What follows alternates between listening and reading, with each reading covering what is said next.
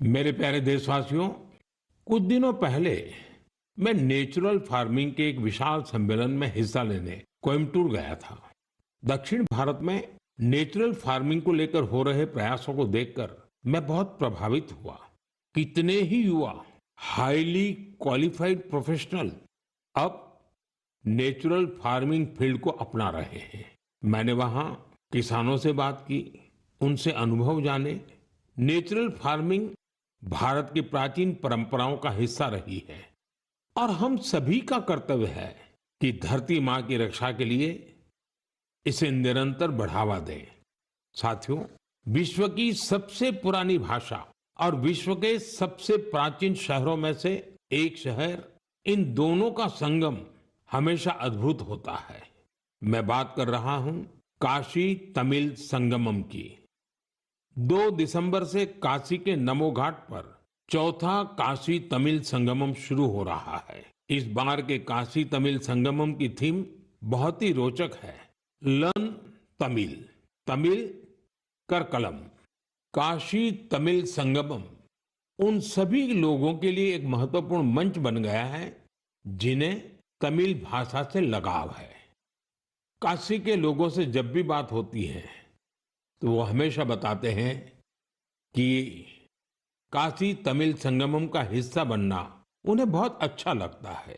यहाँ उन्हें कुछ नया सीखने और नए नए लोगों से मिलने का अवसर मिलता है।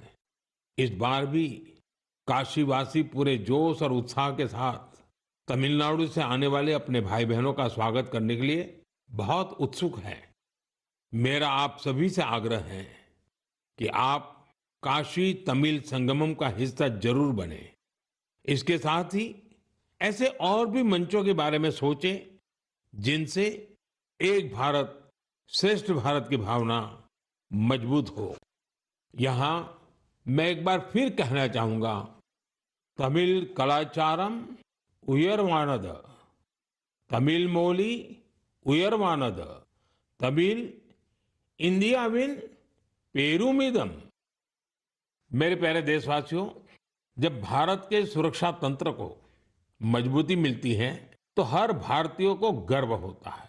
पिछले हफ्ते मुंबई में आईएनएस माहे को भारतीय नौसेना में शामिल किया गया। कुछ लोगों के बीच इसके स्वदेशी डिजाइन को लेकर खूब चर्चा रही। वहीं पुडुचेरी और मालाबार कोस्ट के लोग इसके नाम से ही खुश हो गए। दरअसल इसका माहे नाम उस स्थान माहे के नाम पर रखा गया है जिसकी एक समृद्ध ऐतिहासिक विरासत रही है। केरला और तमिलनाडु के कई लोगों ने इस बात पर गौर किया कि इस युद्धपोत का क्रेस्ट, उरुमी और कलारियपट्टू की पारंपरिक लचीली तलवार की तरह दिखाई पड़ता है। ये हम सबके लिए गर्व की बात है कि हमारी नौसेना बहुत ही तेजी से आत्मनिर्भरता की ओर कदम बढ़ा रही है। 4 दिसंबर को हम नौसेना दिवस भी मनाने जा रहे हैं। ये अवसर हमारे सैनिकों के अदम्य साहस और पराक्रम को सम्मान देने का एक खास दिन है। साथियों, जो लोग नेवी से जुड़े टूरिज्म में रुचि रखते हैं, उनके लिए हमारे देश में बहुत सी जगह हैं जहां जाकर उन्हें बहुत कुछ सीखने को मिलेगा। देश के पश्चिमी तट पर गुजरात के सोमनाथ के पास एक जिला है दीव। दीव में आईएनएस खुखरी को समर्पित खुखरी मेमोरियल एंड म्यूजियम है। वहीं गोवा में नेवल एविएशन म्यूजियम है जो एशिया में अपनी तरह का अनूठा संग्रहालय है। फोर्ट कोची के आईएनएस द्रोणाचार्य में इंडियन नेवल मैरीटाइम म्यूजियम है। यहाँ हमारे देश की मैरीटाइम हिस्ट्री और इंडियन नेवी के इवोल्यूशन को देखा जा सकता है। श्री विजयपुरम, जिसे पहले पोर्ट ब्लेयर कहा जाता था, वहां समुद्री का नेवल मरीन म्यूजियम उस क्षेत्र के समृद्ध इतिहास को सामने लाने के लिए जाना जाता है। कारवार के रविंद्रनाथ टैगोर बीच पर वॉरशिप म्यूजियम में मिसाइलों और हथियारों की रिप्लिका रखी गई है। विशाखापट्टनम में भी एक सबमरीन, हेलीकॉप्टर और एयरक्राफ्ट म्यूजियम है जो इंडियन नेवी से जुड़ा है। मैं आप सभी से, विशेषकर मिलिट्री हिस्ट्री में रुचि रखने वाले लोगों से आग्रह करता हूं कि आप इन म्यूजियम्स को देखने जरूर जाएं। मेरे प्यारे देशवासियों, सर्दियां आ गई हैं और साथ ही सर्दियों से जुड़े टूरिज्म का भी समय आ गया है।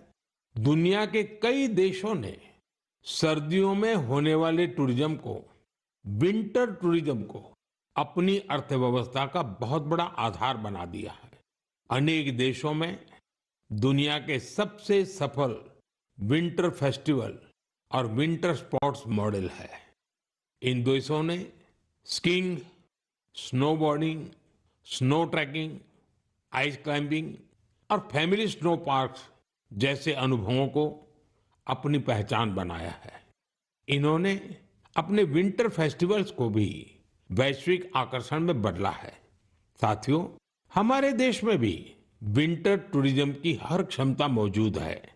हमारे पास पहाड़ भी हैं, संस्कृति भी है और एडवेंचर की असीम संभावनाएं भी हैं। मुझे खुशी है, इन दिनों उत्तराखंड का विंटर टूरिज्म लोगों को बहुत आकर्षित कर रहा है। सर्दियों के मौसम में औली, मुनस्यारी, चोपटा और डेहरा जैसी जगहें खूब पॉपुलर हो रही हैं। अभी कुछ सप्ताह पहले पिथौरागढ़ जिले में 14,500 फुट से अधिक की ऊंचाई पर आदि कैलाश में राज्य की पहली high altitude ultra run marathon का आयोजन किया गया था। इसमें देश भर के 18 राज्यों से 750 से ज्यादा एथलीट्स ने हिस्सा लिया था। 60 किलोमीटर लंबी आदि कैलाश परिक्रमा रन का प्रारंभ कड़कड़ाती सर्दी में सुबह 5 बजे हुआ था। इतनी ठंड के बावजूद भी लोगों का उत्साह देखते ही बनता था। आदि कैलाश की यात्रा पर जहां 3 साल पहले तक मात्र 2000 से कम पर्यटक आते थे, अब यह संख्या भी बढ़कर 30,000 से अधिक हो गई है। साथियों, कुछ ही हफ्तों में उत्तराखंड में विंटर गेम्स का आयोजन भी होना है। देश भर के खिलाड़ी, एडवेंचर प्रेमी और खेलों से जुड़े लोग इस आयोजन को लेकर उत्साहित हैं। स्कीइंग हो या स्नोबोर्डिंग, बर्फ पर होने वाले कई खेलों की तैयारियां शुरू हो चुकी हैं। उत्तराखंड ने विंटर टूरिज्म को बढ़ाने के लिए कनेक्टिविटी और इंफ्रास्ट्रक्चर पर भी फोकस किया है। होम स्टे को लेकर नई पॉलिसी भी बनाई गई है।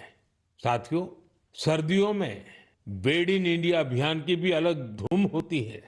सर्दियों की सुनहरी धूप हो, पहाड़ से उतरते कोहरे की चादर हो, डेस्टिनेशन वेडिंग के लिए पहाड़ भी अब खूब पॉपुलर हो रहे हैं। कई शादियां तो अब खास तौर पर गंगा जी के किनारे हो रही है। साथियों, सर्दियों के इन दिनों में हिमालय की वादियां एक ऐसे अनुभव का हिस्सा बन जाती हैं जो जीवन भर साथ रहता है। अगर आप इस सर्दी में कहीं जाने का विचार कर रहे हैं तो हिमालय की वादियों का विकल्प जरूर रखिएगा।